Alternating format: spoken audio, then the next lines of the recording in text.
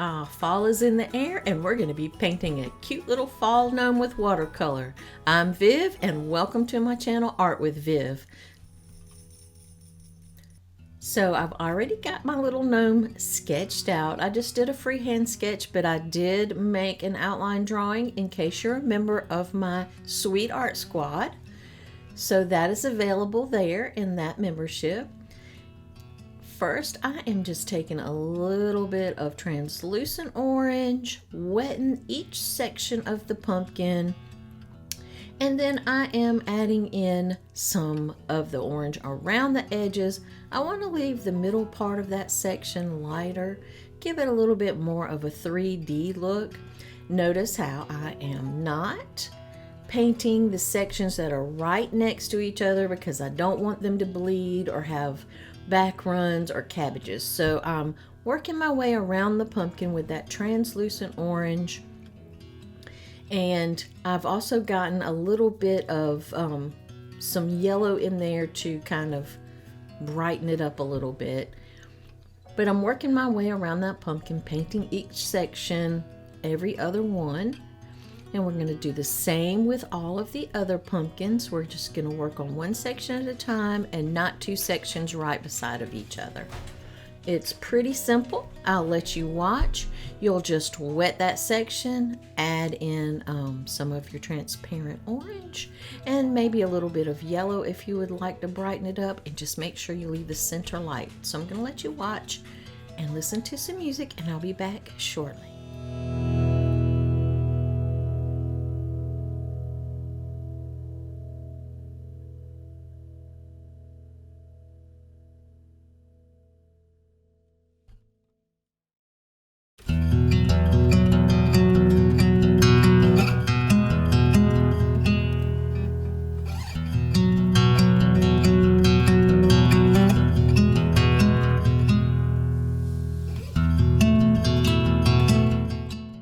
Now that first pumpkin has had time to dry, so we are going to start working on those sections that are in between the first sections that we painted. Here I'm just painting the orange, the darker orange right around the edges, and then I just picked up some clean water with my brush and went right down the center to blend that out. Also add a little bit of yellow if you want to add a little punch, brighten it up, and just continue to work on your pumpkin sections.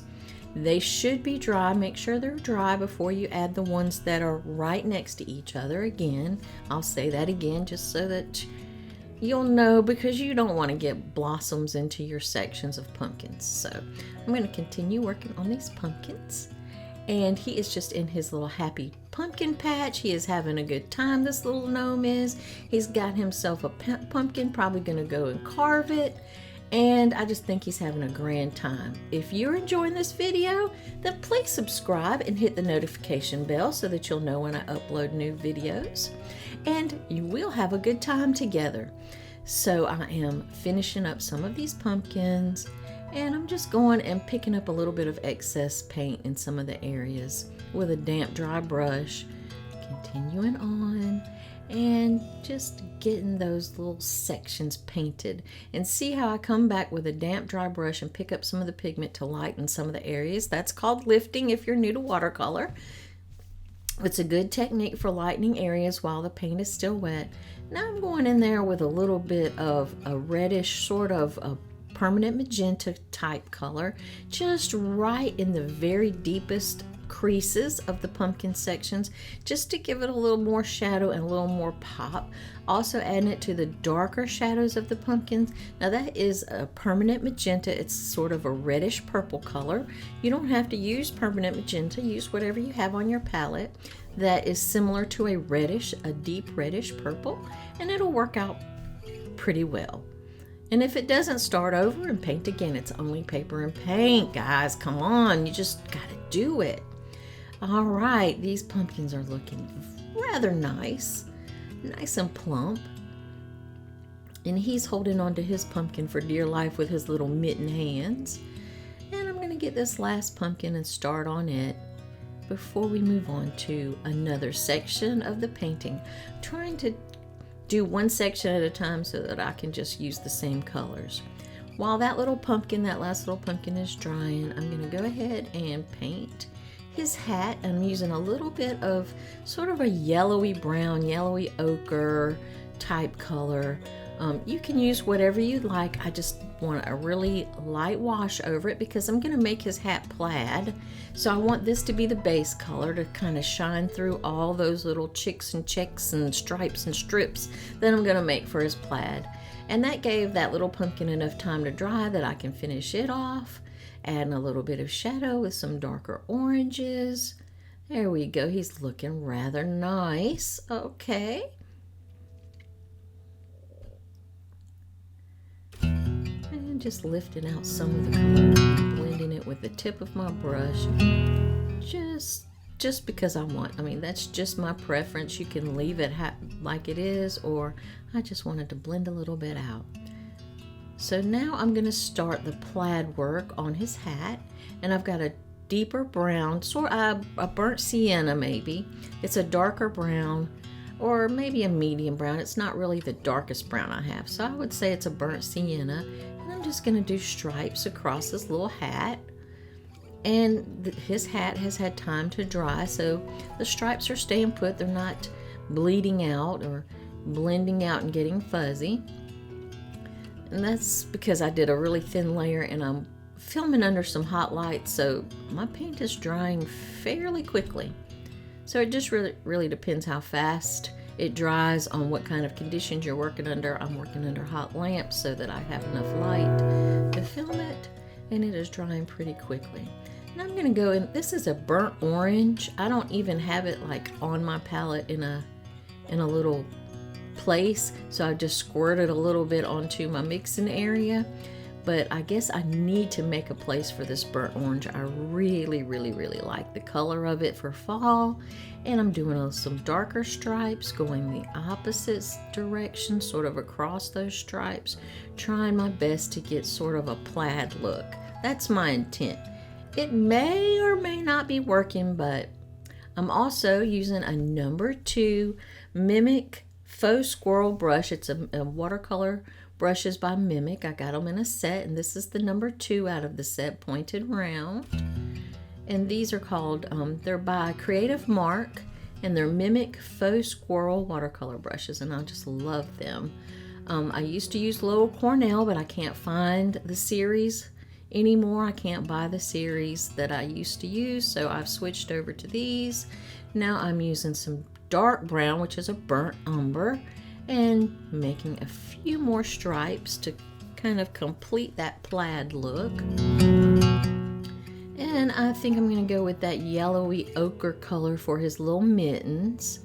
And he is holding on to his little pumpkin with his little mittens. And I'm just doing a light kind of wash over those. Nothing fancy, nothing too difficult. And I'm going to use some of that yellowy color with a little bit of green added, maybe some green gold, to do the trim of his hat. And then I'm adding sort of the darker yellowy ochre to make the shadows on his little mittens and under his hat, the little brim of his hat. And then I'm just lifting out a little bit of that, pigment there. Now he has a little cluster of acorns up here.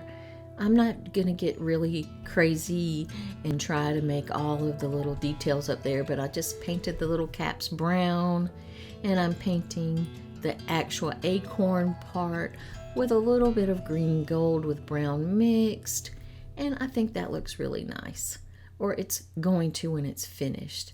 Okay, we're letting this dry for a minute. Now I am going to come and paint a nice wash of this burnt orange over his little, I don't want to call it a gown. I don't want to call it a dress. We'll call it his outfit. Over his gear. We're going to paint his gear. That's what the young people call it. We're going to paint his gear burnt orange. And then with the darker orange, that just means it has less water in it. The darker burnt orange, we're going around his little beard. And we're just getting a nice little wash on his outfit here. And then making the shadow with a little bit darker. Now, if you're enjoying this, let me invite you to become a member of the Sweet Art Squad. You'll get a library of all of my mini tutorials that are in there. There's 35 so far. You'll get new ones each month. And you get the bonus seasonal tutorials for my Christmas and my Halloween. All of them come with supply lists, reference photos, outline drawings, and the videos to watch to learn. So let me invite you to join that. Oh, and new ones are added every month. 2 to 4 new ones are added every month. And if you want to check that out, I'll link it below. Okay, so we are going to go ahead and finish his little arms. We're doing his sleeves, and now I'm doing that with that sort of green gold mixed with the yellow ochre on his little shoes. His little booties are sticking out there. I'm wetting his nose, taking a little bit of permanent rose, very, very watered down, like really watery, and just putting that on his nose. He's got a little bit of a red nose. And now I am taking a little bit of the permanent magenta and a little bit of just sort of a red color. I think it's a Windsor red I have there. Or you could use orange, and just painting a little maple leaf on the tip end of his cap and a few leaves underneath his acorn cluster that he has decorating his hat. And just putting a little shadow across his nose where his hat is making a shadow. I'm just taking a little bit of green, it's just sap green, and painting in those pumpkin stems. And then I think I'm going to take that sap green and just go on the soles of his booties right there. I think he's looking cute now, and darken up some of those areas on the stems to make shadows. Just add a little bit of paint. Now, please consider subscribing and hit that bell so you'll get notifications every time I release a video. I would love it. It would help my channel, and I could continue to make more content like this for you guys.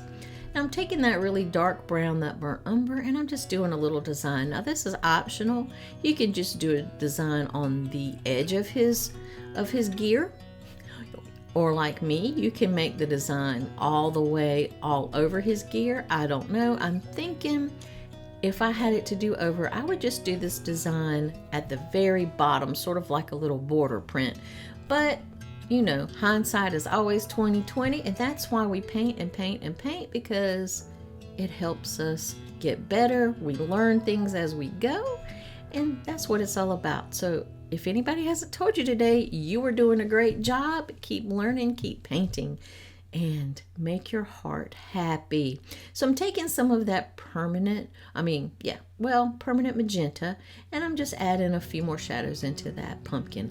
I know it seems weird to be adding a purple to the orange for the shadows, but it really, really works. Anytime that you have a complementary-ish color, even though blue is the complement to orange, actually that reddish purple makes an even better shadow color than blue.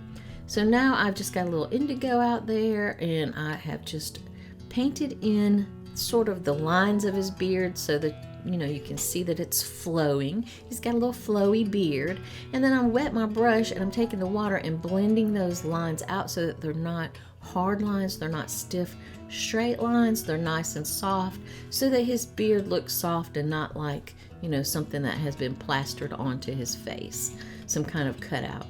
So now we are at the end of now this is an optional step. I'm taking a micron pen number 3, and I'm just tracing around him so that he sort of stands out more. You don't have to do this. He's perfectly fine like he is.